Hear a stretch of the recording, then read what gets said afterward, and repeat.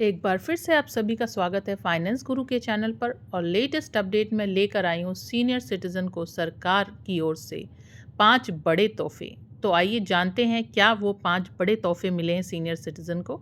और जो लोग चैनल पर नए आए हैं, चैनल को सब्सक्राइब ज़रूर करें क्योंकि ऐसी अपडेट्स मेरे चैनल पर सबसे पहले आती है। तो शेयर करें ज़्यादा से ज़्यादा जिससे सभी को ये जानकारी प्राप्त हो। तो आइए शुरू करते हैं। भारत में सीनियर सिटीजन यानी कि वरिष्ठ नागरिक की संख्या तेजी से बढ़ रही है और सरकार उनकी भलाई के लिए कई महत्वपूर्ण योजनाएं और लाभ प्रदान कर रही है। 2025 के बजट में वित्त मंत्री निर्मला सीतारमण ने वरिष्ठ नागरिकों के लिए कई बड़े ऐलान किए हैं जो उनकी वित्तीय सुरक्षा और जीवन स्तर को बेहतर बनाने में मदद करेंगे। यह वीडियो उन 5 प्रमुख योजनाएं और सरकार की सौगातों की जानकारी के लिए है जो सीनियर सिटीजन के जीवन में असर आसान बनाएगी। सीनियर सिटीजन के लिए सरकार की 5 बड़ी योजनाएं। सरकार ने वरिष्ठ नागरिकों की वित्तीय, स्वास्थ्य और सामाजिक सुरक्षा को ध्यान में रखते हुए योजनाएं शुरू करी हैं। नंबर 1, आयकर छूट सीमा 12 लाख तक की आय अब टैक्स फ्री रहेगी। तो ये सबसे पहली सौगात है। दूसरी, नेशनल सेविंग स्कीम एनएसएस में निकासी पर टैक्स छूट। फिक्स डिपॉजिट पर टीडीएस सीमा 50,000 से बढ़ाकर 1 लाख कर दी गई है। राशन और पोषण राष्ट्रीय वृद्धावस्था पेंशन योजना, स्वास्थ्य बीमा 5 लाख तक का मुफ्त स्वास्थ्य बीमा है सीनियर सिटीजन्स के लिए। नंबर 1, आयकर छूट सीमा में वृद्धि। 2025 के बजट में वरिष्ठ नागरिकों को राहत देने के लिए आयकर छूट की सीमा 7 लाख से बढ़कर 12 लाख कर दी गई। इसका मतलब है कि अब वरिष्ठ नागरिकों को 12 लाख तक की वार्षिक आय पर कोई टैक्स नहीं देना होगा। यह कदम उनके वित्तीय बोझ को कम करने और उनकी बचत को बढ़ाने के लिए है। ये केवल सीनियर सिटीजन पे ही नहीं एप्लीकेबल है। जितने लोगों की कमाई 12 लाख के ऊपर होगी उन्हीं को टैक्स देना होगा। 12 लाख तक उनका टैक्स फ्री है। Number 2, national saving scheme NSS पर टैक्स छूट। नेशनल सेविंग स्कीम एनएसएस के निकासी पर अब टैक्स नहीं लगेगा।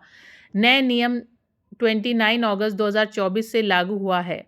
पहले यह छूट केवल खाता धारक की मृत्यु के बाद दी जाती थी, लेकिन अब सामान्य निकासी पर भी यह लाभ मिलेगा। एनएसएस खातों में जमा राशि पर ब्याज बंद होने के बाद यह कदम वरिष्ठ नागरिकों के लिए बड़ी राहत लेकर आया है। नंबर 3, फिक्स डिपॉजिट एफडी पर टीडीएस सीमा में वृद्धि। सरकार ने फिक्स डिपॉजिट और अन्य बचत खातों पर अर्जित ब्याज की टीडीएस कटौती सीमा को 50,000 से बढ़ाकर 1 लाख कर दिया है। इसका मतलब है कि यदि किसी वरिष्ठ नागरिक का ब्याज 1 लाख से कम है तो उस पर कोई टीडीएस नहीं कटेगा। यह नियम 1 अप्रैल 2025 से लागू होगा और इससे उनकी नकदी प्रवाह कैश फ्लो बेहतर होगा। नंबर 4, राष्ट्रीय वृद्धावस्था पेंशन योजना। यह योजना गरीबी रेखा से नीचे बीपीएल रहने वाले वरिष्ठ नागरिकों के लिए चलाई जाती है। इसके तहत 60 to 79 वर्ष तक के लाभार्थियों को 200 रुपये प्रति माह पेंशन मिलती है। 80 वर्ष से अधिक को 500 रुपये प्रति माह पेंशन दी जाती है। राज्य सरकार इस राशि में अतिरिक्त योगदान करती है जिससे कुल पेंशन राशि कुछ राज्यों में 1,000 तक हो सकती है। तो ये राज्यों में अंतर होगा और ये सिर्फ जो बीपीएल हैं, बिलो पॉवर्टी लाइन है, उनके लिए है ये योजना। बात करते हैं 5, जो कि स्वास्थ्य बीमा योजना है। सरकार ने 70 वर्ष से ऊपर वरिष्ठ नागरिकों के लिए 5 लाख तक का मुफ्त स्वास्थ्य बीमा प्रदान किया है। यह योजना उन्हें गंभीर बीमारी जैसी कैंसर, अन्य चिकित्सा खर्चों से बचाने में मदद करेगी। इसके अलावा कैंसर जैसी बीमारी की दवाइयों पर टैक्स कम किया गया है जिससे उनका इलाज कैफियत हो। बजट 2025 में अन्य लाभ।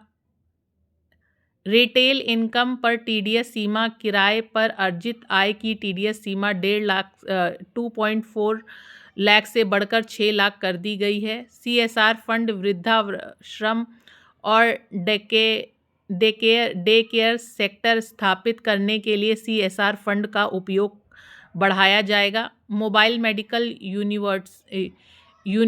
यूनिट्स ग्रामीण क्षेत्रों में मोबाइल सुविधाएं पहुंचाने के लिए मोबाइल यूनिट्स चलाई जाएंगी। वीडियो अच्छी लगे तो लाइक करिए, ज़्यादा से ज़्यादा शेयर करिए। अपना कीमती समय देने के लिए धन्यवाद।